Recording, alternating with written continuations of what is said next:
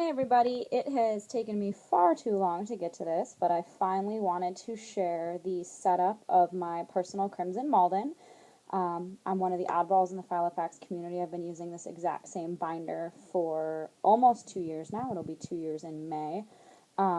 It's fat. I love it. Can't imagine using another binder. The whole burn almost got me, but I'm still in the personal Crimson Malden. A couple things have changed. If you follow my blog, The Crazy Life of Jay, I used Franklin Covey inserts for quite a while, and finally got rid of those for my own design, which you can see in the blog on the blog today. Let's go ahead and go inside here. So I use my binder as a combined wallet and planner. So when I open the binder up, I have a photo of my wedding here. That's just still something to open my binder and make me smile every day. And then if I have cash, which isn't very often, I just tuck it right back here for easy access. And I did switch to use this pocket for coins now, which I didn't do before. I just had paper clips and assorted stuff in there. And then in the front pocket, I have the cards that I use the most: driver's license, credit cards. I have my FOID card in here right now, which isn't always in there.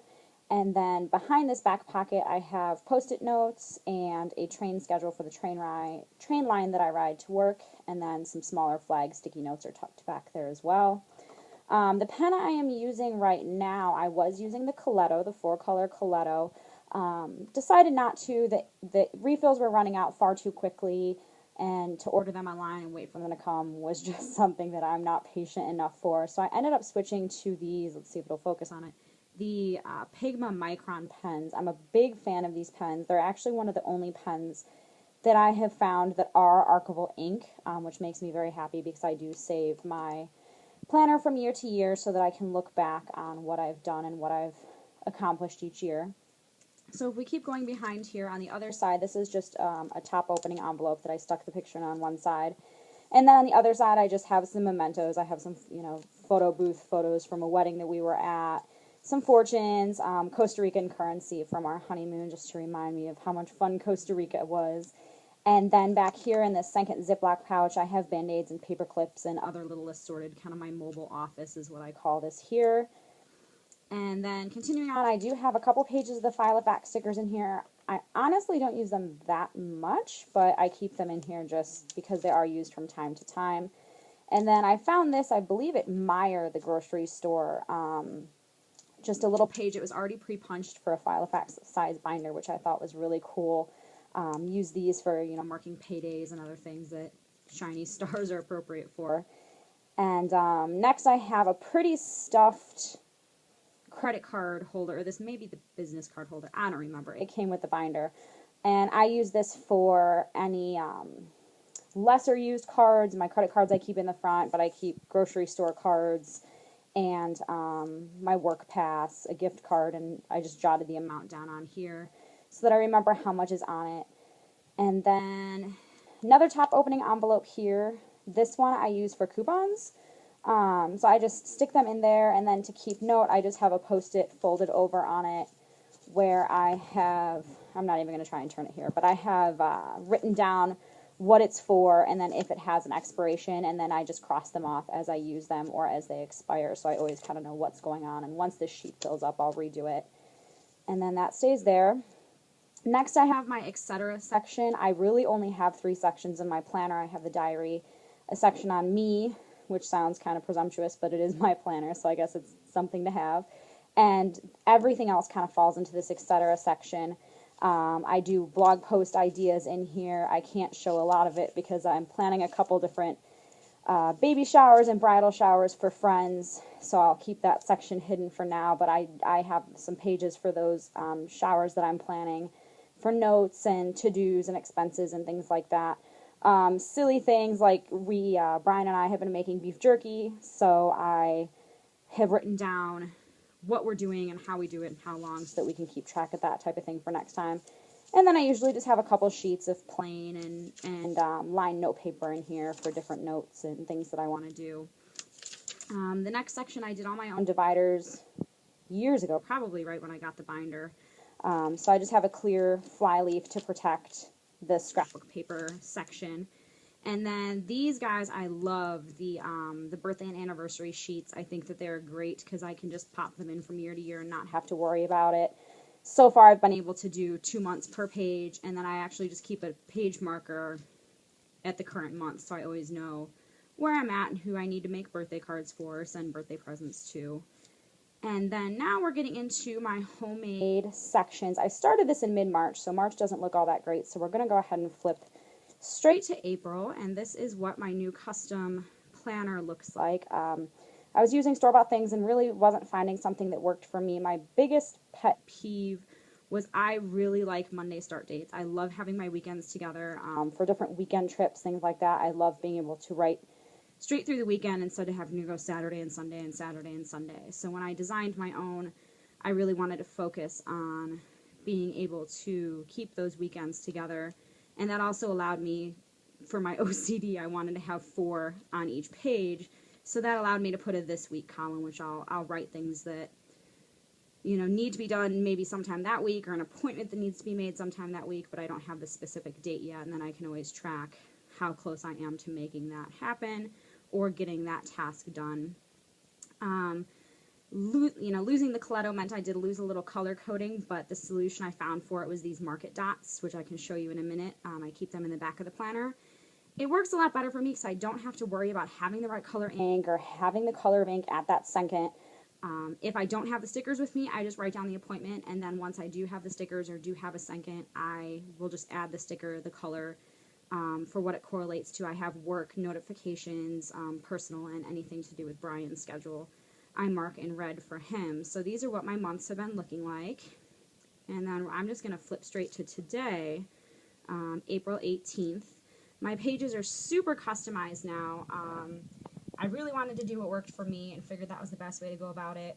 So I ended up having a section on my gratitude list, which I keep every day. I'm obsessive in tracking my meals, so I do track my breakfast, lunch, and dinner. So now you guys all get to know I had scrambled eggs and leftover red beans and rice. I'm also really trying to work on making sure I consume enough water every day, so I've tracked that. And then this whole section is just for notes. It's for whatever I need to get done that day, any notes from phone calls, any phone numbers. I use the Avery stickers to track things that might not need to be permanently in there, but I want to note. And then I always still do track my weather. I still do use the Franklin Covey page marker because it has this, I don't know if you can see it in the video, it has this awesome pocket, so I can stick a receipt in here, I can stick notes in here, anything that I want to have on that page but don't necessarily want to clip to the page. And then on the other side, I have been handwriting in my dates. I'm going to show you a different page that I actually have a date stamp that does that for me. And then I have this page broken down into my appointment times, my personal tasks, as well as my work tasks. And again, I can use the dots to mark appointments, but within these tasks, I always had trouble with the Franklin Covey ABC 1, 2, 3 priorities, mainly because I add to-dos throughout the day, so I get really frustrated if I marked something as A1 and then an hour later I got something that was even more important than the initial A1, if that makes any sense. So what I ended up doing is writing them all in. I do kind of a small open circle and then just check through them when they're done, or I draw a line through to forward, and then anything that's really essential that pops up throughout the day I just highlight. It's not color-coded, it's whatever color highlighter is next to me at the second, but it seems to be working out pretty well. And then, again, I use the water drop stickers for to-dos or tasks that need to move from week to week or day to day. So during the week, obviously packing lunch is something that needs to happen consistently, but I have things, weekly tasks like taking out the garbage and things along those lines. I'm going to flip back to a day that was done. It's a little bit busier, so you can kind of see what it overall looks like. Again, this is something that I just got from Staples. It's just the stamp. I do like it a lot better. I just got too lazy and didn't have it with me when I made my most recent set of pages. But you can see it fills up pretty quickly. I tend to use the full 2 pages per day, and I've been pretty happy with it so far. So for the rest of the year, I have, I think, through May right now in the date and 2 page per day pages. But the great thing about them is since I date them myself, I can print out as many as I want when I want. My print shop actually cuts them for me, so all I have to do is punch them, which makes it very useful. And then what I've done is printed the whole year in the monthly pages, and instead of trying to cut out tabs, I just used the little Avery note tabs and tried to correlate them, you know, yellow for hot summers and orange for fall, and tried to correlate those for the rest of the year so I can still flip through pretty easily and look at what I'm doing every month, and then as I add in my daily pages, I can just add that information to the daily pages. Another section that I'm not really going to go into, but I'll show you a little bit, is my me section. I keep this at the back. It has my insurance cards. It also has a record of any medical visits I've had, doctor, eye doctor, dentist, all that fun stuff. So I'm going to keep that one closed up, but you can at least see that I have a very small section just dedicated to that information. And then last but not least, the back of the binder, I don't keep a notepad in here. I find that I have enough room with between the daily pages and that 4 or 5 sheets of paper that I had earlier in the binder. So this is kind of my sticker pocket, and then I have, you know, random little notes that I tuck back here. But this is the pocket that contains all of my stickers. I've got those little water drops I talked about. And then, I don't know what else I've got in here. Let's see. Some random little dots, some washi tape sheets that I found, which were pretty cool. I had to order them offline, but they're kind of nice because they're already pre-cut, so I don't have to worry about scissors when I'm on the go. And then hole reinforcers and some cute little appointment stickers that I use from time to time. And then these are those market dots that I was talking about. I have them in all the colors that I use. They're really tiny, which is nice. They fit in the monthly pages without overwhelming them. And they come in a bajillion colors. You can order them online. And I've been really happy with them, and just had to cut down. I cut down the edges a little bit, and I think I cut off the bottom a little bit just so that I can tuck them in this back pocket without having to worry about them falling all over the place, and that way I can always carry them with me. So that is the long-delayed, hopefully much anticipated look at my Crimson Malden. It's my baby, going on its 2-year anniversary. And if you have any questions, feel free to leave them in the comments or pop by the blog and ask, and I will do my best to answer them. Thanks so much.